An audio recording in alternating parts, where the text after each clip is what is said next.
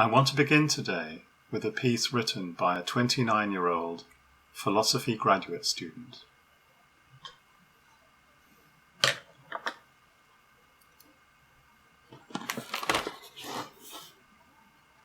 I begin with nothing, only an unspecified commitment, a pure question mark, a certain mental attitude. I want to tell the truth in a true way, before I even have truth to tell, to grasp the nature of ultimate reality, while reality itself presents no point of entry to its innermost circle, to forget all that I have learned and begin this time without a beginning, empty-handed and empty-headed. The dialectic is pure impulse to movement, and it is omnivorous. Everything serves as raw material, including its own self. When pure movement feeds upon pure movement, something may indeed arise out of nothing. The dialectic becomes conscious of itself and begins to construct its net. In metaphysics, the truth wholly ceases to be true when told in a false way. The activities of the misguided thinker issue neither in partial truth nor partial falsehood. They have no issue. From the point of view of ultimate reality, the activities remain confined within themselves. They fail to acquire an external reference. For to begin with nothing means rejecting the matter in hand and the common purpose. Metaphysics is not a subject concerning which there may be partial agreement or disagreement. One simply refuses to understand results which the dialectic cannot be made to generate entirely through its own resources. I find myself taunted and provoked by questions so deep and so perverse that no mastery of art nor science could equip me to answer them. I call these questions metaphysical, meaning, at first, simply unanswerable.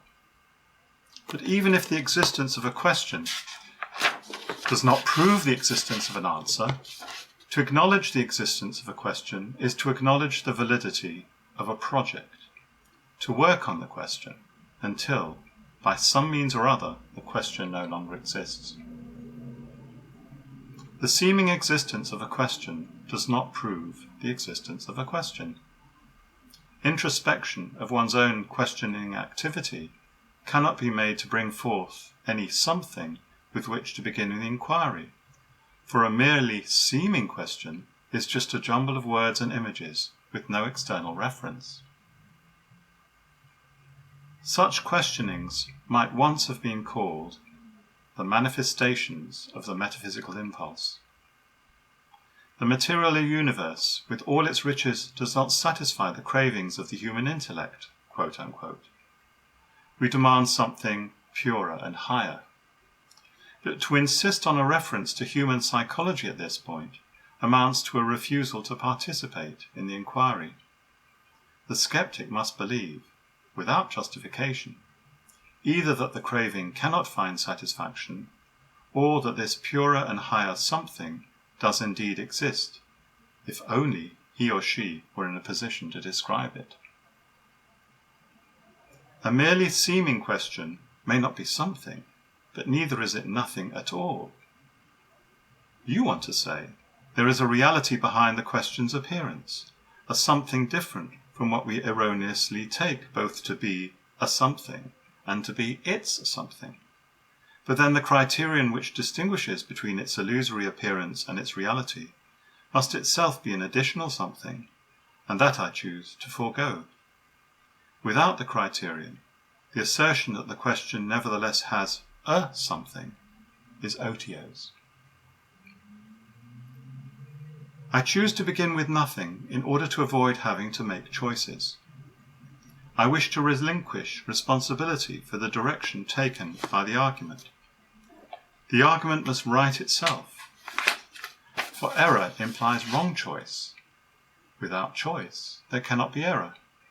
An argument which wrote itself would necessarily be valid. Provided I stick to my resolution, the conclusion cannot fail to be true.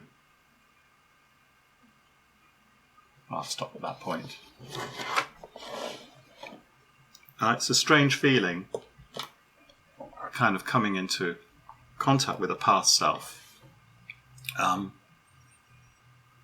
who is in some respects me and in some respects someone totally different from me. I think the main difference is that the person who wrote that was a solitary seeker. And it's true that he wrote it for his supervisor, John McDowell, who was predictably nonplussed. And as I seem to recall, also read it to a group of graduate students who were not just nonplussed, but totally sarcastic and, what the hell was he doing here, kind of a thing. I can see what I was doing. I can totally see. And I am in the same place, in a way. But whereas that person, as I said, was a solitary seeker, I am a communicator. That's been my focus for the last 20 years. And that throws everything into a different perspective. Because it isn't a matter of uttering words that make sense to me. They've got to make sense to an audience. They've got to somehow be helpful in enabling them to make sense of something, grapple with a problem, answer a question that they've found difficult, that they need help with, that interests them. It's got to be, you've got to speak to the interests of your audience. Yes, the audience you can assume that the audience is intelligent. I'm assuming that whoever's viewing this video, who's got this far, who hasn't switched off already, is going to be reasonably intelligent. But it can't just be something that you've made up in your own head. You've got to. It involves a relation between a self and an other. It involves an ability to see things from another person's point of view, to see what problems, or the way they see things, understand what matters for people. So, yes, this is about the problem of starting point, which I talked about last time, and I kind of had in the back of my mind sort of a recollection of what I wrote here 35 years ago. It's about that, and I talk in very paradoxical language. I sort of talk about beginning with nothing, and I remember John McDowell saying, well, this is absurd because, you begin with yourself. You begin with all the stuff that's happened, all the stuff you've learned, all the stuff you've thought about, and that's absolutely true. You begin with yourself, as Descartes began with his self. But in another sense, you begin with nothing because you don't accept anything. You reject all your former opinions, as Descartes did. You're looking for something which isn't something which isn't an assumption, which seems absurd because whatever you start with looks like, you've got to have some starting point. And the kind of the metaphysical conceit that I had here was, no, it can really, really be nothing in some sense. The dialectic feeds on itself, I said.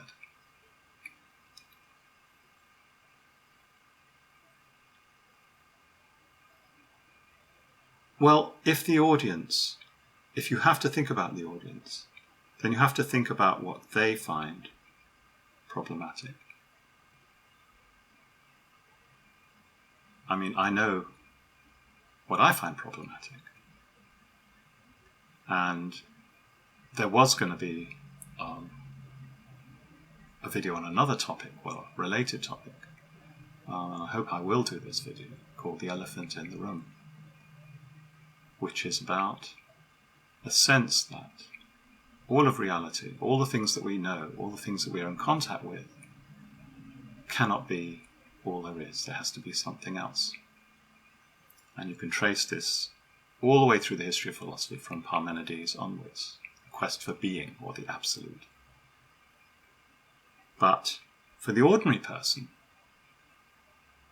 who barely has a sense of this, this other something, unless of course it's just belief in God, and that's usually expressed in some or other anthropomorphic way.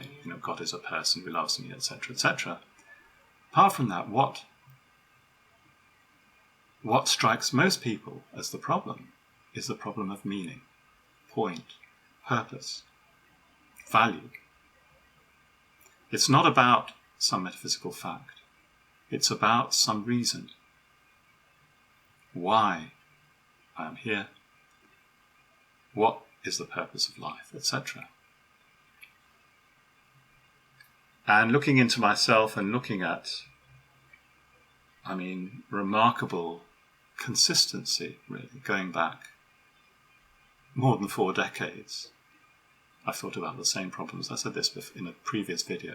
I've thought about the same problems over and over and over. That for me, the meaning of life is to solve the problem of the meaning of life.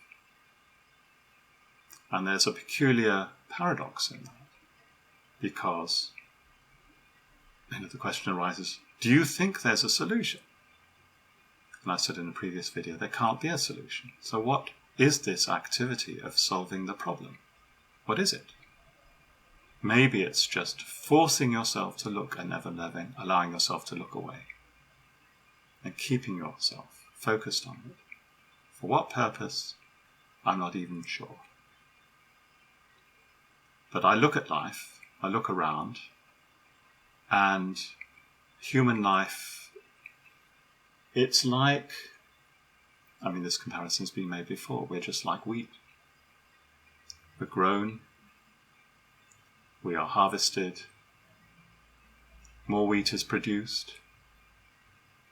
Every part of life is involved in consuming some other part of life and reproducing copies of itself. Mr. Smith in The Matrix, you're a virus inhabiting this planet. Which implies, that we're out of balance with the rest of nature. That, in balance or out of balance, it doesn't make any difference. The whole point of life is just life. And if a person finds satisfaction in their life, that is the answer. You pursue the things you desire. I find that incomprehensible, perhaps. The people have been asking, what is his problem, kind of a thing. That's basically it. To me, doing things I like, pursuing my interests, whatever they may be, is just recreation.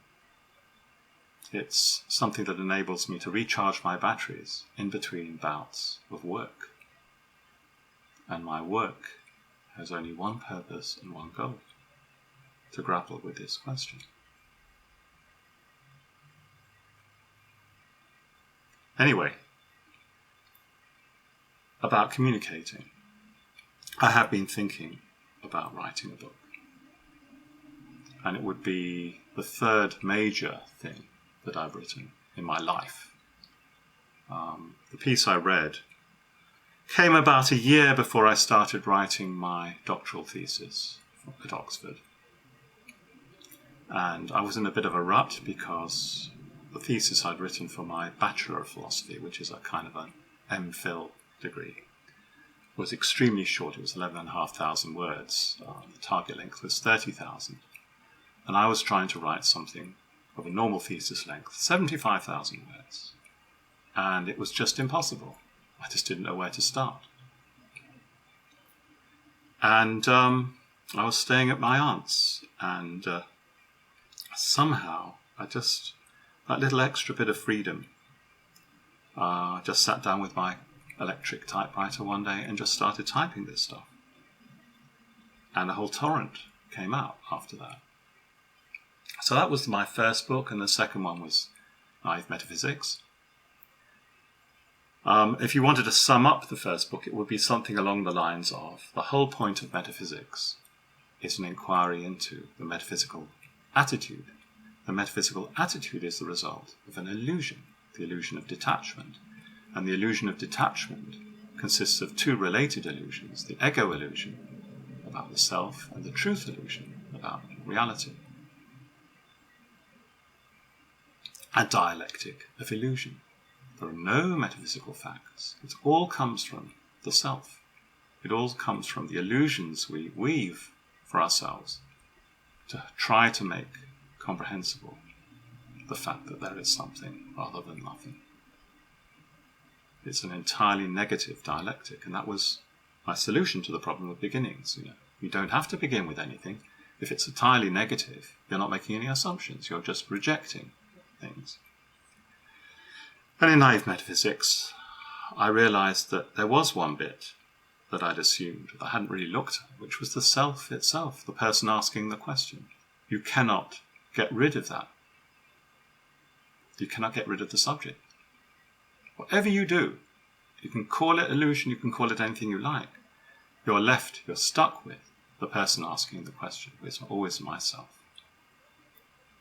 And this seemed to be the basis of a new metaphysical system, or new for me, the theory of subjective and objective worlds. So, if I wrote a book this time, what would it be about? Something to do with the metaphysical attitude.